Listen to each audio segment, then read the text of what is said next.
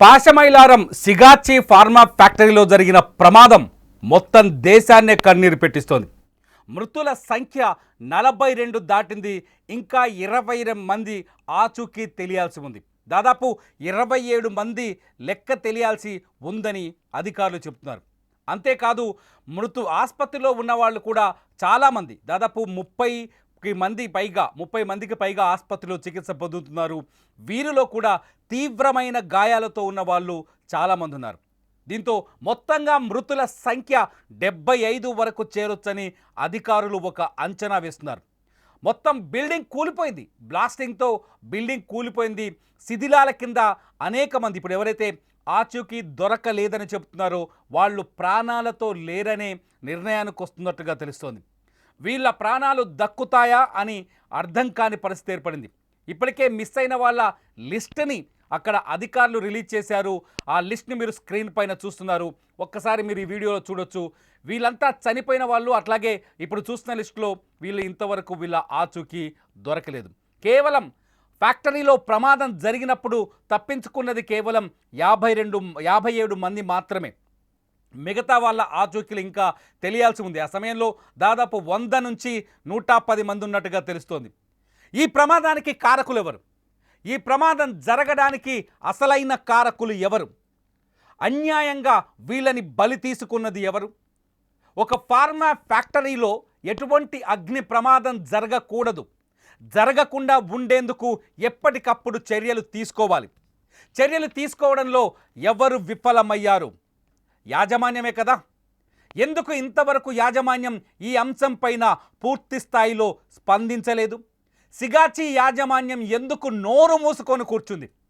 అమాయకులైన కార్మికులు ప్రాణాలు కోల్పోతే, అమాయకులైన కార్మికులు వాళ్ళ ఫ్యాక్టరీ మంటల్లో, అగ్నికిలల్లో, బగబగమనే మంటల్లో ప్రాణాలతోనే కాలి బూడిదైపోతే ఎందుకు సిగాజీ నోరు మూసుకొని కూర్చుంది? ఫార్మా ఫ్యాక్టరీల్లో పనిచేసేటప్పుడు అక్కడ పనిచేసే కార్మికుల ప్రాణాలకు విలువివ్వకూడదా? అక్కడ పనిచేసే కార్మికుల ప్రాణాలకు రక్షణ కల్పించకూడదా? కళ్ళు మూసుకొని పనిచేస్తున్నారా? పీసీబీ అధికారులు ఎందుకు ఈ ఫ్యాక్టరీలో ఉన్న తనిఖీలు చేయలేకపోయారు? ఇవాళ ముఖ్యమంత్రి రేవంత్ రెడ్డి సిగాచి ఫ్యాక్టరీకి వెళ్ళిన తర్వాత ఆయన లేవనెత్తిన ప్రశ్నలే ఇప్పుడు అనేక అనుమానాల్ని కలిగిస్తున్నాయి. ముఖ్యమంత్రి రేవంత్ రెడ్డి కొన్ని కీలకమైన ప్రశ్నలు లేవనెత్తారు. ఏ ప్రశ్నలకి ఊహాజనితమైన సమాధానాలు చెప్పొద్దు, చెప్పితే నేను ఊరుకోనని చాలా స్పష్టంగా చెప్తున్నారు ముఖ్యమంత్రి రేవంత్ రెడ్డి. ముఖ్యమంత్రి రేవంత్ రెడ్డి లేవనెత్తిన ప్రశ్నలు ఒక్కసారి నేను చూస్తాను. బాయిలర్స్ని తనిఖీలు చేశారా? బాయిలర్స్ని మీరు రెగ్యులర్గా తనిఖీలు చేస్తున్నారా? బాయిలర్స్ని తనిఖీలు చేయాల్సిన బాధ్యత ఖచ్చితంగా పీసీబీ చేతుల్లో ఉంది, లేదంటే ఆ జిల్లా మెజిస్ట్రేట్ చేతుల్లో ఉంది. నిజంగా బాయిలర్స్ని మీరు తనిఖీలు రెగ్యులర్గా చేస్తున్నారా? బాయిలర్లలో సమస్యలుంటే వాటిని గుర్తించారా? ఇవి నా ప్రశ్నలు కాదు. మన తెలంగాణ ముఖ్యమంత్రి రేవంత్ రెడ్డి అక్కడ నిల్చొని ఉదయం పాశమైలారం వెళ్ళిన తర్వాత అక్కడ సిచ్యువేషన్ని చూసిన తర్వాత, అక్కడ సహాయక చర్యల్ని పరిశీలించిన తర్వాత, అక్కడున్న క్షతగాత్రులతో మాట్లాడిన తర్వాత, ఆసుపత్రికి వెళ్ళి గాయాల పాలైన కార్మికులను పరామర్శించిన తర్వాత ముఖ్యమంత్రి రేవంత్ రెడ్డి లేవెత్తిన ప్రశ్నలు ఇవి. బాయిలర్స్ని తనిఖీలు చేశారా? బాయిలర్లలో సమస్యని గుర్తించారా? బాయిలర్లపై యాజమాన్యానికి ఏమైనా సూచనలు చేశారా? ఏం చేశారు? బాయిలర్ పేలడం వల్లే కదా ఇవాళ ఈ ప్రమాదం జరిగింది. డ్రైయర్లో వచ్చిన మంటలు బాయిలర్ కంటుకొని అన్యాయంగా బిల్డింగ్ అతిపెద్ద బాంబులా పేలిపోయింది. ఫ్యాక్టరీ ఒక అతిపెద్ద బాంబులా పేలుతుంది. పేలిపోయే ప్రమాదం ఉందని యాజమాన్యానికి తెలియదా? ప్రమాదకరమైన మెడిసిన్స్ని, బ్రాయిలర్స్ అట్లాగే రియాక్టర్లతోటి ఈ మెడిసిన్స్ని తయారు చేస్తున్నప్పుడు అక్కడ ఎంతమంది కార్మికులు పనిచేయాలి? ఆ పనిచేస్తున్న కార్మికుల ప్రాణాలకి ప్రమాదం జరగొచ్చనే అంచనా మీరు వేయలేదా? సిగాజీ యాజమాన్యాన్ని అడుగుతున్నాను. ఒక్కటి కాదు, ఒక్కసారి గూగుల్లోకి వెళ్ళి సెర్చ్ కొట్టండి. కనీసం ఈ నెలలోనే 5-6 ప్రమాదాలు జరిగాయి. అన్నీ చెప్పుకోదగ్గవి కాదు. కొన్ని చోట్ల చిన్న ప్రమాదంతోనే బయటపడ్డారు, గాయాలతో బయటపడ్డారు. కానీ ఇవాళ ఏం జరిగింది? ఇప్పటికే 42 మంది ప్రాణాలు పోయాయి. దేశం మొత్తం ఇవాళ తెలంగాణ వైపు చూస్తోంది, పాశమైలారం వైపు చూస్తోంది.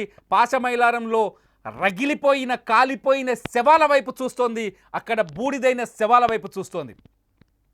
కాపాడలేకపోయారే. కనీస చర్యలు తీసుకోకపోవడంలా, కనీస జాగ్రత్తలు తీసుకోకపోవడం వల్లే ఈ ప్రమాదం జరిగినట్టు స్పష్టంగా అర్థమవుతుంది.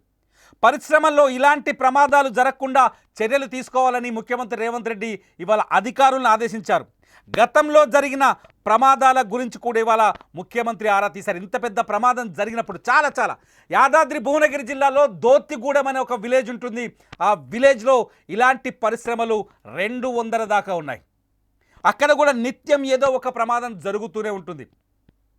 ఇటు సంగారెడ్డిలో పాశమైలారంలో ఎన్నో ఏళ్ల నుంచి ఫార్మా కంపెనీలు కొలువుదీరున్నాయి.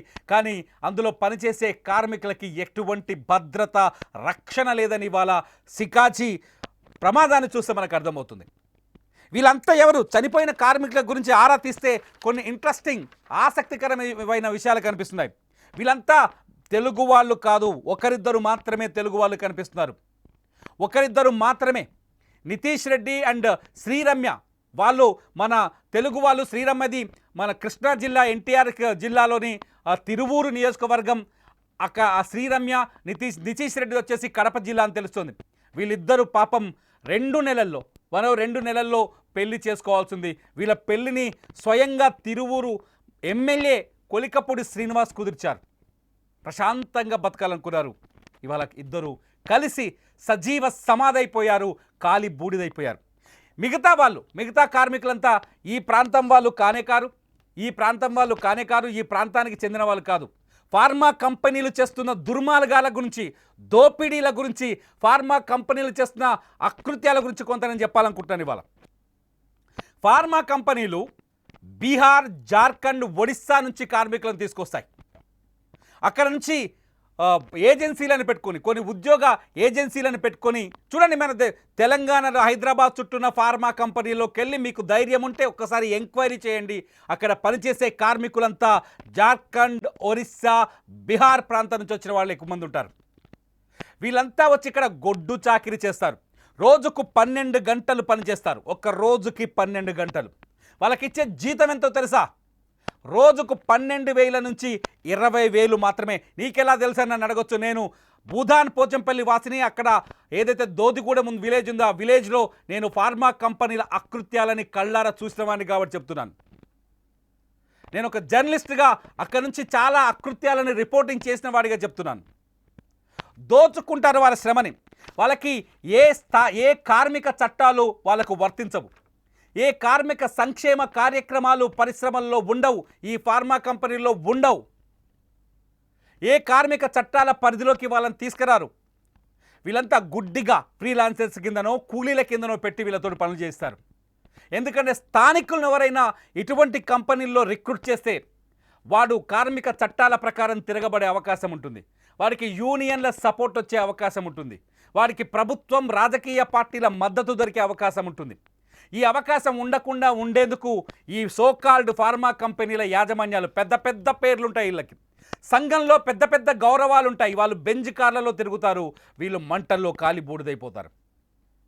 వీళ్ళని ఇతర రాష్ట్రాల నుంచి తీసుకొచ్చి కార్మిక చట్టాన్ని ఉల్లంఘించి వాళ్ళ చేత పనులు చేస్తున్నారు. ఇది వాస్తవం. పీసీబీ అధికారులు ఖచ్చితంగా ఈ ఫ్యాక్టరీలని రెగ్యులర్గా తనిఖీలు చేయాలి. తనిఖీలు చేసే విధంగా జిల్లా కలెక్టర్లు ఖచ్చితంగా వాళ్ళపైన ఒత్తిళ్లు చేయాలి. ఇవేవి జరగవు.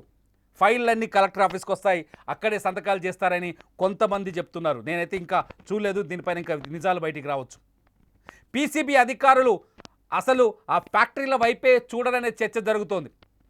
చూస్తే ఆ ఫ్యాక్టరీలు విడుదల చేసే రసాయనాలు, కెమికల్స్ అక్కడి మనుషుల్ని, ఫ్యాక్టరీల చుట్టూ ఉన్న గ్రామాల్ని తినేస్తుంటే పట్టించుకుంటారు కదా.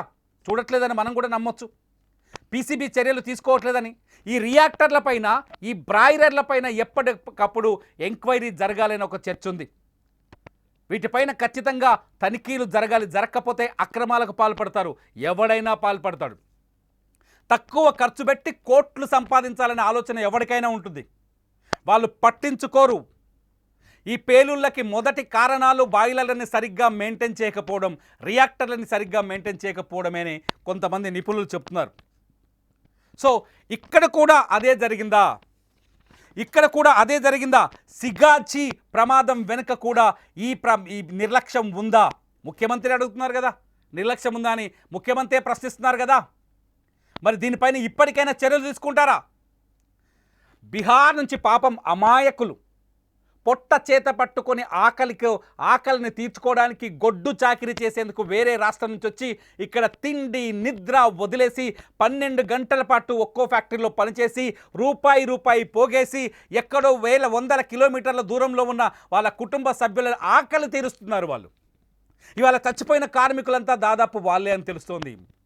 ఒకసారి ఆ లిస్టు చూస్తే మాకు అర్థమవుతుంది. ఆ పేర్లు చదువుతుంటే మన రాష్ట్రం వాళ్ళు చాలా తక్కువ మంది ఉన్నారు. మన రాష్ట్రం వాళ్ళు ఉంటే ఖచ్చితంగా సేఫ్టీ మెజర్స్ కోసం పోరాటం చేసేవాళ్ళు. మన రాష్ట్రం వాళ్ళు ఉంటే ఖచ్చితంగా మన కార్మిక సంఘాల దృష్టికి తీసుకెళ్లేవాళ్ళు. ఇతర రాష్ట్రాలకు చెందిన వాళ్ళు ఉండడం వల్ల వాళ్ళకి నోరు లేదు, మాట్లాడే హక్కు లేదు, ప్రశ్నించే శక్తి లేదు. అందుకే ఇవాళ ఇటువంటి ప్రమాదం జరిగినా వాళ్ళ గొంతు వినేవాడు లేదు. నిజంగా నేను సెల్యూట్ చేస్తున్నా ముఖ్యమంత్రి రేవంత్ రెడ్డికి.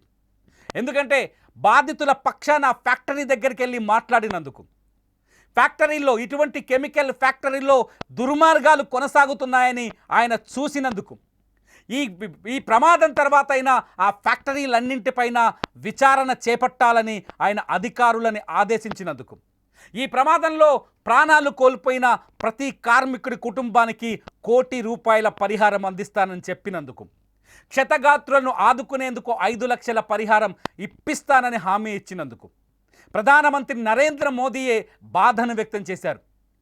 ముఖ్యమంత్రి రేవంత్ రెడ్డి అక్కడికి వెళ్ళి ఆ కార్మికుల కష్టాలని కళ్ళారా చూశారు.